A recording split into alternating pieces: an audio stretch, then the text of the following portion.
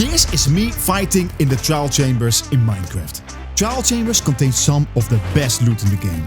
But to get that loot, you need to beat all mobs of the trial spawners. Or worse, those deadly, ominous trial spawners. But no worries. In this video, I will show you the best strategies to easily beat every trial spawner. You'll learn how to kill every mob and how to survive ominous trial spawners, so you can get your hands on that heavy core to create the most powerful weapon of the game. Are you ready? Let's break it down. First, let's find a trial chamber. To locate one, you can buy a map from a cartographer villager. To level up the villager to journeyman, trade 144 paper and 66 glass panes. Once they reach journeyman level, there is a 67% chance they will sell the trial explorer map for a compass and the emeralds you've earned from trading. Trial chambers generate mostly below Y0, so you must dig down to reach them. You know you found it when you bump into a tough brick wall or roof. The two most essential items to bring are a shield and plenty of food. The shield is invaluable because it blocks all arrows and melee attacks from mobs in the trial chamber. As for food, make sure you have a reliable food source, like a stack of golden carrots or steak to keep your health up. Now that you are set with the essentials, you can choose to enter with iron, diamond or netherite gear, enchanted or not. Protection 4 netherite armor and a sharpness 3 netherite sword will make it very easy for you, as you are well protected and you can kill mobs much faster. The cheaper your armor, the more you have to depend on your own skills, so choose wisely. Also, don't forget to bring a bow and arrows, a water bucket and some building blocks. We'll cover the specifics of these items later on. Fortunately, natural mob spawning is disabled in the trial chambers, so the only mobs you have to face are the ones from the spawners. These are all the mobs that you have to face, divided in 4 categories: melee, small melee, ranged and debris. The 4 corner blocks around the spawner indicate which mob will spawn there. There's always just one type of mob of each category in a trial chamber structure. So, if you see a skeleton spawner, you know there will be no bogged or stray spawners in the rest of the structure. The breeze is the only one in its category, so you will always find breeze spawners in your structure. Understanding how trial spawners work can greatly improve your success. First of all, a trial spawner is not activated until you are within a 14 block range, and you need to be in its line of sight. In other words, the trial spawner needs to see you before it will activate.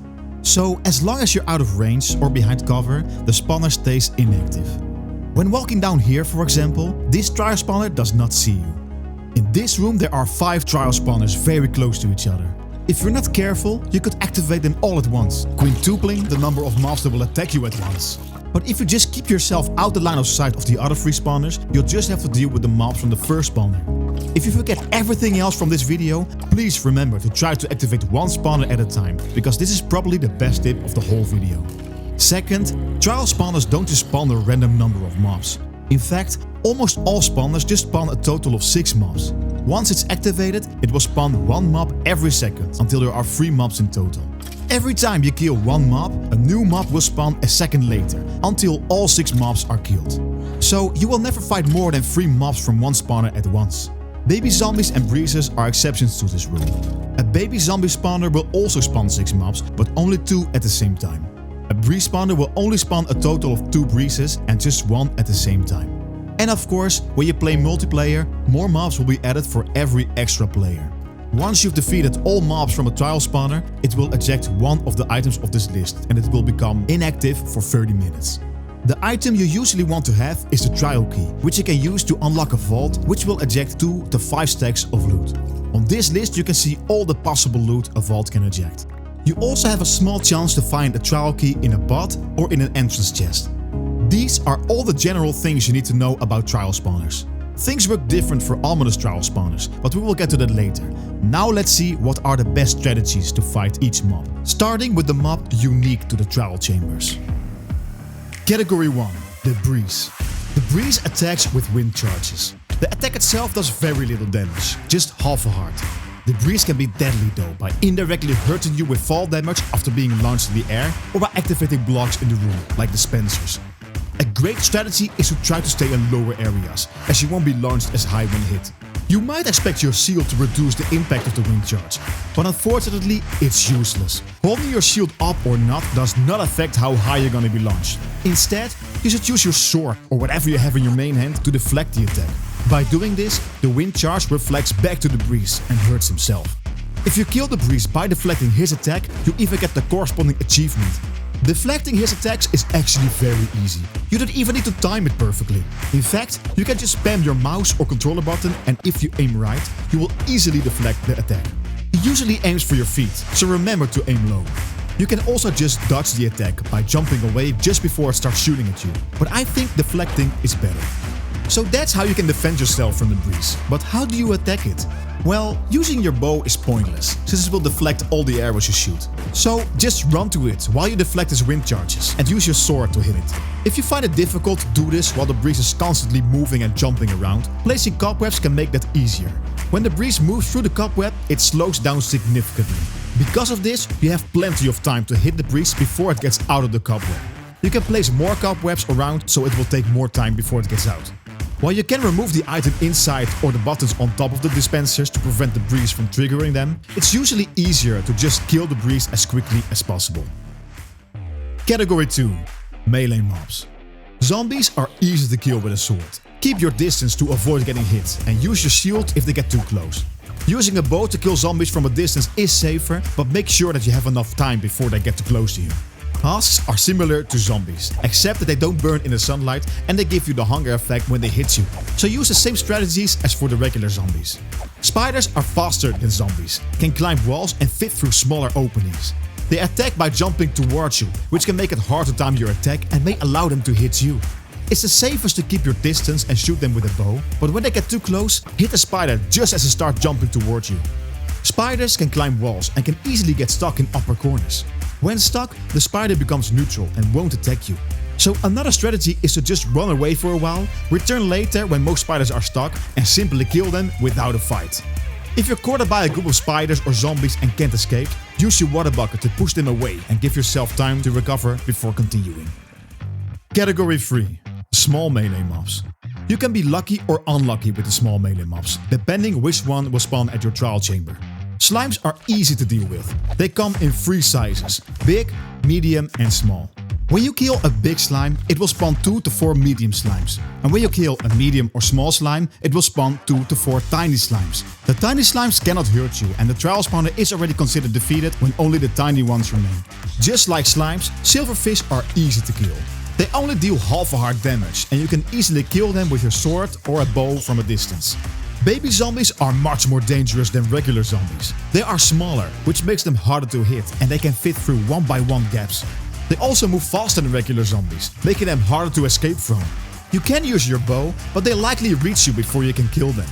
One effective strategy to keep yourself safe is to quickly build up 2 blocks high as soon as you see baby zombies running towards you. If they are too close already, run away and build a bit further ahead. When you're standing 2 blocks higher than a baby zombie, they can't hit you, but you can hit them and simply kill them while they are waiting below your feet. You can also use a water bucket to push them away and kill them with your bow. Cave spiders are smaller versions of regular spiders. They fit through 1 block tall spaces, which makes them also hard to avoid. But worse yet, they are poisonous, dealing 3 hearts of damage over 7 seconds, or double that on hard mode. However, poison cannot kill you. It will leave you with half a heart until it's over. If you have a bucket of milk, you can cure the poison instantly. You can use the same strategies as with regular spiders, including that thing to get them stuck on walls to kill them more easily. Category 4. Ranged mobs. Skeletons can be very annoying and deadly. A shield is a must-have to fight skeletons. Your shield can block all arrows, even if a lot of skeletons are shooting at you. Therefore, it is not wise to attack them with your bow while holding your shield, as you cannot protect yourself from the arrows while holding your bow. So, use your sword to hit them.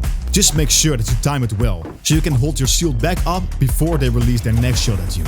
A great strategy is to make them stand behind each other, so when they shoot, the arrow hits the skeleton in front.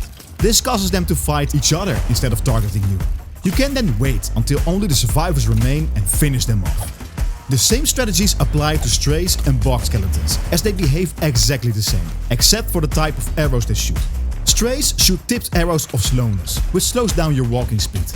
Bogged skeletons shoot slower, with more times between their shots. They use tipped arrows of poison, which inflict 1.5 heart of damage over 4 seconds, in addition to the damage of the hit itself. Like cave spiders, the poison can't kill you, but make sure to avoid getting hit when you're left with just half a heart. There is one unique type of room in some trial chambers that has these multiple floors with skeleton-like spawners. Unlike other spawners, these spawners can have 4 mobs at the same time, but it can only spawn new mobs every 8 seconds, which gives you way more time to rest between each mob. Now that you are equipped with the best strategies to beat every monster from every trial spawner, you're probably ready to take it to the next level, defeating ominous trial spawners. After all, they drop the best loot, including the item to create the strongest weapon in the game, the Mace. When you defeat an ominous trial spawner, it will eject one of these items. And of course, the ominous trial key is what you're after, which has a 30% chance to be ejected. With this key you can unlock an ominous vault, which contains better loot than a regular vault, including the heavy core, which is essential to craft the Mace. Sounds great, right? But ominous trial spawners are definitely tougher than the regular ones. Fortunately, understanding how they work makes things much easier. So let's see what's different when trial spawners become ominous. First of all, to turn a trial spawner into an ominous one, you need to drink an ominous bottle to get the bad omen effect. You can get an ominous bottle by killing a raid captain or by unlocking a vault. Once a trial spawner sees you with that effect, it will turn ominous, even if it's active or cooling down. The level of the bottle you drink doesn't affect the difficulty. It only extends the duration of the trial omen effect by 15 minutes per level. There are 2 key differences when it comes to ominous trial spawners. Mobs spawn better armor and weapons, and projectiles will spawn above mobs and players. Let me explain. Mobs that cannot wear armor will simply spawn in double the normal amount. They aren't stronger, you just have to fight more of them. The rest of the mobs can spawn with armor, but it doesn't mean you will fight full armored mobs. They can only spawn with a helmet and a chestplate, and both armor pieces have a 50% chance of being missing. So only 25% will wear both armor pieces and 25% doesn't wear any armor. But all armor is enchanted with Fire Protection 4, Projectile Protection 4 and Protection 4, which just means it takes more hits to kill them. You can see here which type of armor they can spawn with and which weapons they can have. Zombies and husks will always have a sword, and 50% of skeletons will have an enchanted bow. That's everything about the mobs. Secondly, every 8 seconds a projectile will spawn above a player or a mob. Each spawner has a set of 2 projectiles, 1 lingering potion of this list and 1 projectile from this list. These potions can either benefit you or harm you. They may give you strength, speed or slow falling, although the other mobs can also get that. The harmful effects can spawn slimes, cobwebs or windburst if a mob or player dies while affected. Or a chance to spawn silverfish when a mob or player gets hurt with the infestation effect. The other projectile is selected from this list with a variety of arrows and fire and wind charges. They can be annoying, but just focus on fighting the mobs instead of avoiding these projectiles. So that's what makes these ominous trial spawners tougher to beat. It's challenging, but with the right preparation and caution you'll be able to do it. Now you know exactly how to take on trial chambers, beat every mob and claim all the best loot, including the Mace. If you want to learn how to use a Mace, check out my next video where I will show you how to master this powerful weapon. If you find this video helpful, make sure to leave a like and subscribe to don't miss any more in-depth Minecraft tutorials. But if you want to take it a step further, consider joining the channel as a member. As a member, you get exclusive perks like loyalty badges, the power to vote on future videos, Q&A videos and even your name as a shoutout at the end of my videos and much more. It's a great way to support the channel while getting some awesome extras. Check out the join button below to learn more. Thank you for watching and I'll see you in the next one.